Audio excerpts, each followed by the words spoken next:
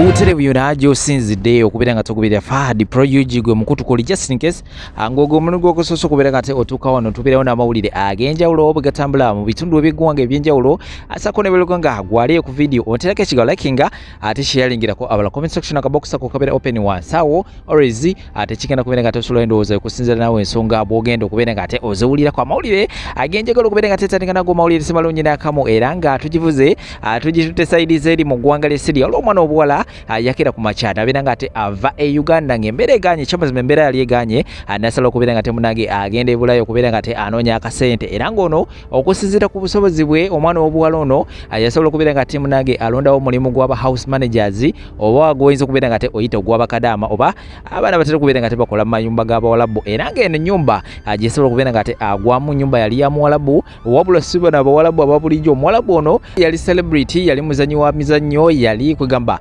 tikitoka mu ggwanga eryo era nga abantu abasinga bali bamumanyi nnyo era ng'omwana ono amanya ge bamuyita Vicky Ajoko nabategeeza ndowooza nnaku nga 2-3 ezise nti omwana ono yasobola okubeera nga te ateekebwa kalaba oluvannyuma okubeera nga te munange yavaayo nakkiriza omusango guno nti yenyigira buterevu mu kubeera nga te munange asaanyawo obulamu bw'omukyalo ono eyali celebrity mu ggwanga eryo era nga tebasobola okubeera nga tebatuteera obutambi nga bali mu kubeera nga tebamugjawo wabula amawulire gensobodde okubeera nga tefuna olwaleero abakulu oba abawalabu ab'enjawulo mu ggwanga lya Syria batandise okubeera nga tebajaguza oluvannyuma okubeera nga te munange bo okusinziira ku bo abagamba nti bafunye justice bagamba nti gavumenti ya Syria esobodde okubeera nga te munange ebakolera ekyo kyebandyagadde okubeera nga te munange bafuna era nga bategeeza ne bagamba nti basanyufu nnyo olw'okubeera nga te munange Vicky Ajoko yasobodde okubeera nga te aggyibwawo mu bulamu bw'ensi eno olw'ensonga nti naye yenyigira buterevu mu kubeera nga te aggyawo celebrity waabwe mu ggwanga eryongera okubeera nga te bibateerawo musobola okubeera nga te ensonga ezo muzeewulirako biki ebigenda mu maaso side zeyo jjukira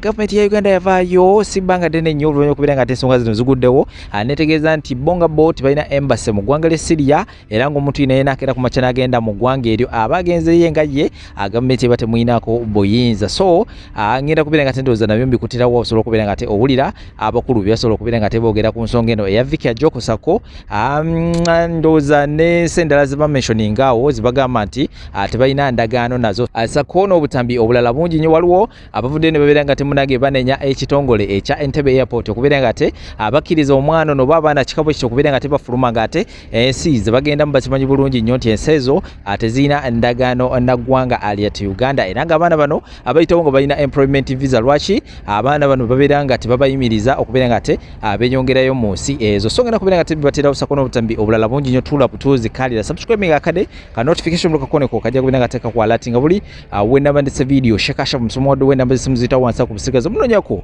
ajja kubeera nga takulombedderewo bikyaganye bijja kubeera nga tebiterera mulungi nnyo malira disana ku namba zisimu ziri kubeera nga tezitawo wansi ku busitikazi kamaisogo zino eza Vicky Ajoko atoluvannyuma gye n'amawulire amulama gyo tuva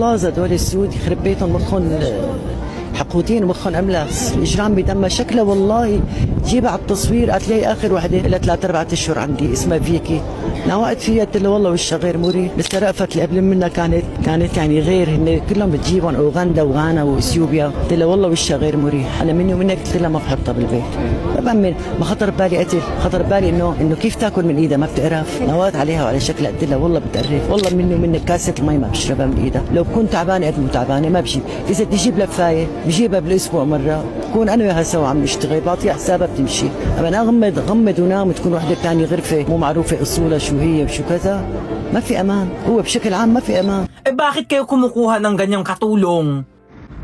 Amanya nze Kansime 61 njagala kusaba buli muna Uganda okusingira ddala Kadaama ne Sekadaama alabye ka video kano nyambo kantambulizeko kantukire ku gavumenti ya Uganda mu kusokera ddala ndi mwenyamivu era ngenda kubabuuza ebibuuzo bino wammanga mu nyambe mu bitwanukule abaana abagenda e Syria gye tutayina embassy gye tutayina contract bayitawa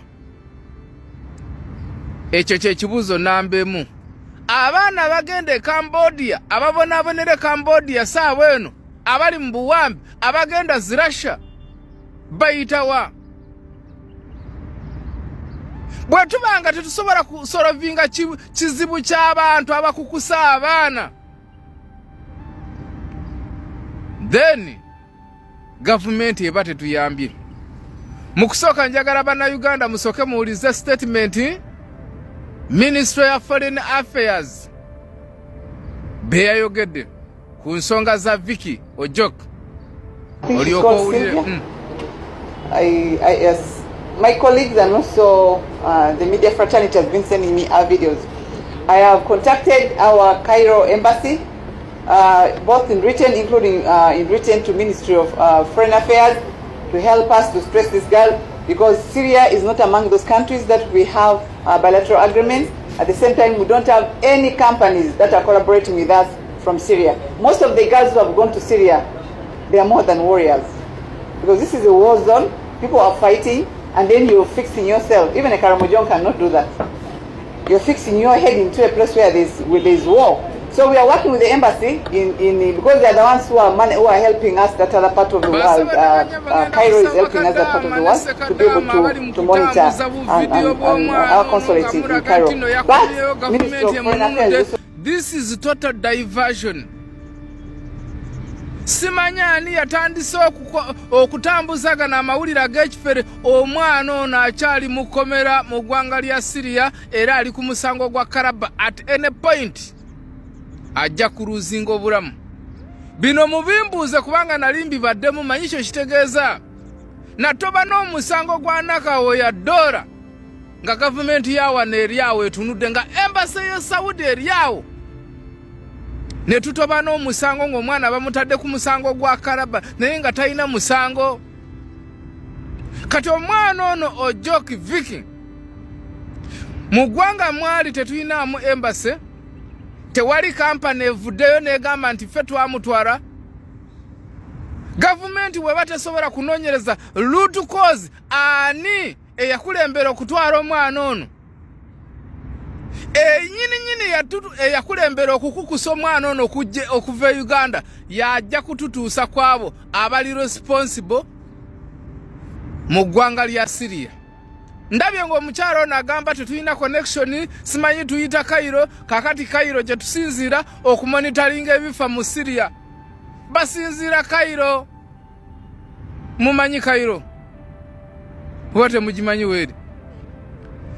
Cairo gye basinziira okulingiza mu Syria mbu kumonitoringa ebifa mu Syria. Batya mugenda kikola mutya? Abantu abatwala omwana ono bennyini be balina connection mu ggwanga lya Syria okwo kwe mutandikira. Mujja kudda mu bino ne bino mbu tubiriko paka omwana we banaamuteeka Karaba lino eggwanga lyasalawo. Naye nga gavumenti ya Uganda lwaki buli kaseera mwe mwesulirayo gwanagamba, lwaki buli Munnayuganda buli wabeera abonaabona? Embassy ze muyina wanene zitwetoolodde ng'abaana babonaabonera wano, abali e Saudi babonaabona, abali mu UAE babonaabona, buli Munnayuganda waali abonaabona, n'abali mu Uganda mwennyini nabo babonaabona. Ekizibu kiriridda wa? If we cannot solve this problem, tuyina unemployment mu ggwanga lya Uganda, tuwamanta ne tuwununa tugende tunoonye ssente tubeezeewo abantu baffe. Kyokka nga n'eggwanga terisobola kuyimirira ng'ofuna akasente ne bakagabana naawe almost. Ne bakuttema omusolo ogwenkana almost ogwagala okwenkana omusaala gwo. N'akasente k'okuŋŋaanyiza mu bugubi n'otuuka e Uganda ng'ebintu byonna bya buseere, amasomero ga buseere, ebyenzijanjaba byonna byafuuka byaki, ogenda Mulago, twabadde Mulago nga mulaba. Tewali musawo, abasawo bagenda bali mu private bwabwe. Bali mu kujanjaba mu kukola ssente. Amalwaliro bagasuulawo, ebyenjigiriza byonna bifu. Which government is this? Banaye wetwogerako nga mugamba mbu simanyi bano bawarana government. If government cannot solve issues, minor issues, ani akukusa abaana bano? Abaana bano bayitawa okugenda mu nsi muno okubonaabonera mu mawanga muno. This question have to be on you. Mwababere Entebbe airport, abali mu migration. Where does these people pass? Entebbe and the government of Uganda, you are responsible for the suffering of Ugandans. Abantu ne bakukusibwa, ne bagenda e Russia, ne batuukeyo ne babonabona, simanyi Cambodia. How? Abakukusa abaana bali mu Ministry of Labour, bali mu migration, bali mu bitongole byonna ebinene be bakukusa abaana. Yensonga lwaki tebanavaayo okukwatibwa? Because bali mu government. No, we are not going to tolerate this. There must be someone who is accountable for the suffering of Ugandans. Tetugenda kutunula butunuzinga ebintu bitambula butambuzinga ensi egenda tugiraba. Wetwogerako nga mugamba abo ba opposition.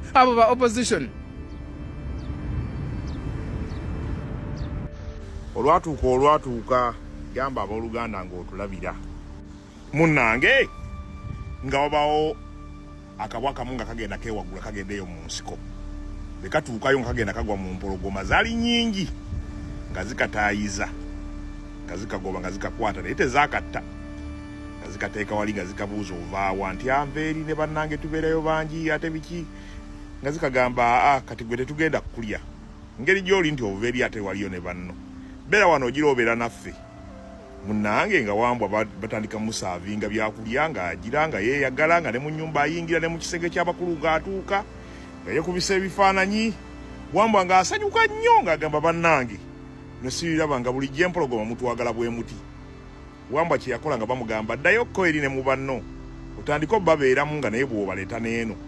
Wambwa ng'agenda akuba olukuŋŋaana ku kyalo nga bamubuuza obadde wange onyirira okufa. Tii kyembadde eri empologoma zibadde zinzisa ebyokulya.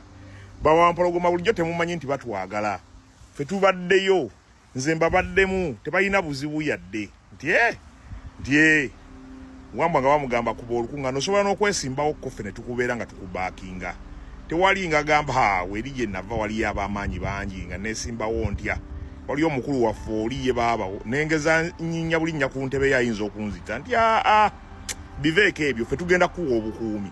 Tewali asobola kukuboggolera. Wambwa ng'addayo ng'empologoma zimuwerekera ng'atuuka wali banne nga badduka emisinde nga bagamba ate mudduka bano mikwano gyange ate bulijjo temumanyi nti batwagala n'otwagala. Munnange nga bawampologoma bakuŋŋaana nga Wambwa aleeta bawambwa banne nga batuulaawo nga bakola pate nga balya emmere nga Wambwa afuuka comfortable nga bamuwa obukulembeze ng'akulira banne nga batandika okugira eri ku pate. Wampologoma omu ng'agenda akaddiwa ne banne abalala bakulu ne mukyala we nga naye akaddiwa nga tebakyasobola kuyigga. Kati banne abo abalala be baayiganga ennyama nga bagiriirayo nga ono atuma Wampologoma omukulu ng'agamba ate ffe tubadde tukulabirira leeta ku banno bano abamu abatoototo abo tugire nga tulyalyako ku abo mpolampola oli wazaala bana ng'otuwaako babiri nga tulyako. Wambwa ng'agamba waayo ate mmwe bakama bange nze naakola ntya. Nga Wambwa atandika kuseetinga banne nga babalya ng'aseetinga y'abato nga babalya ng'aseetinga y'abalala nga babalya. Ebbanga lyetooloola nga Wambwa bagenda bakendeera nga wasigalawo batini nnyo. Kati Wambwa agenda otunula emabega n'emmaaso ng'asigaddewo ye ne mukyala we n'abalala nga bana. Naye nga banne bonna baalinga 200 nga bonna babalidde baweddewo. Kati Wampologoma ng'era ayongera okukaddiira nno ddala ng'amaanyi takyayina ng'abagamba kati tukoze tutya. Tibannange kati simanyi kyakkola. Bamugamba naye kati ng'olwaleero njagala kuddamuko ku musaayi mpoyo omukyala wo gwe mbandya koye nti ate mukyala wange mwagala nnyo sobola mukuwa kale katukuweemu ono muganda wange nga Wambwa awaayo muganda we nga bamutugumbula nga bamulya ebbanga lyetooloola. Wambwa yatuuka ekiseera ng'asigaddewo woomu. Omukulu n'amugamba munnange sirina kyakkola situkyalina choice banze sikyasobola kuyigga ate gwasigaddewo ate neetaaga ennyama kati eba amanyi na kulya ggwe. Wambwa yali asigaddewo nga naye bamukavula. Bawambwa bonna nga basaanawo abantu bagenda okuddamu okwetooloola nga ewali bawambwa buwangwa bwerere bwe bujjudde. Nalika Sudaani eyo nze omu ku bantu abaali obulungi nga tulina galagi sinze yagiyinako bwannannyini naye nga nkoleramu akasente kangi kuba nze omu ku bamanyi abaalimu era bakyali bange kwe bali bangi vidiyo eno mugenda gira munjulira nga nyinako edduuka lya sipeeya nga nkola ku sipeeya nenkola ne wali nga nyina n'abakozi naye Omusudaani alina statement gye yakola lunaku lumu abasinga tebambuuza nga nansonga lwaki wava e Sudaani kuba navaayo bye nali mbaze ne bigaana n'ensigala e Uganda nga nsiranye omwaka mulamba nagaana okudda e Sudaani nakolera omusajja omu ow'amagye emmotoka abantu bonna baali bamutya era bakyali bange kwe muli vidiyo eno mugenda giraba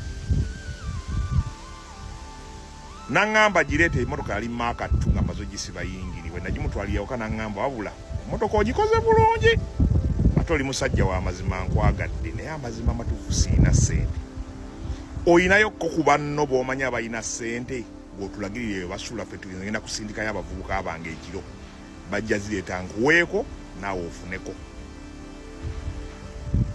ne mugamba sijja sobola mukama wange emmotoka kangireke emmotoka eyo neegenda neefa naye omwami oyo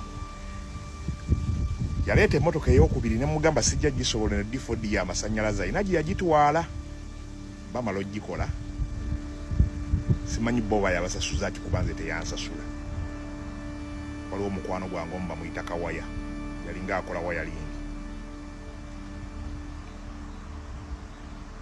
yakola edduuka n'alisiiga langi ogenda okuzukka ku makya nga bamukubye amasasi mu magulu bajja ekiro nga bamuleega ssente nga taziina ne bamukuba amasasi mu magulu nakati atambulira ku miggo buli wenzijukira statement eyo oyinayo ku banno b'omanyi abalina ssente tugende tubakyambuwe ne ŋŋamba watyanga balina omulala gwe baguddeko ne bamubuuza oyina ku banno b'omanyi abalinamu kasente omanyi we basula n'abagamba nnyinayo n'abaleeta ewange nali siwedde bendowoozamu bwe nti waliwo kyali wange bamuyita looja ne mugaa akaduuka kano kampeemu ssente badde njagala kutambulamu nakifumiitirizako wiikisi nga 2 ng'amaze okukuba Kawaya amasasi ne neegoba e Sudaani kakati mu bumpimpi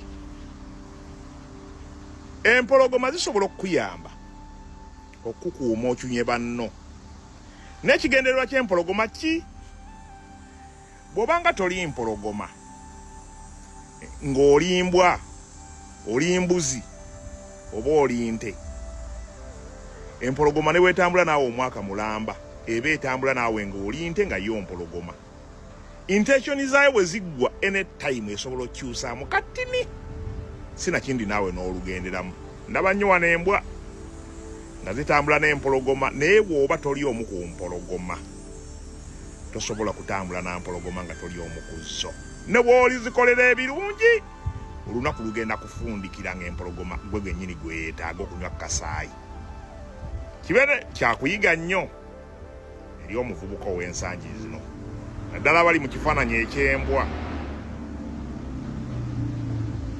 embwa ensiru egenda ne mukama waayo okuyigga teramba kkubo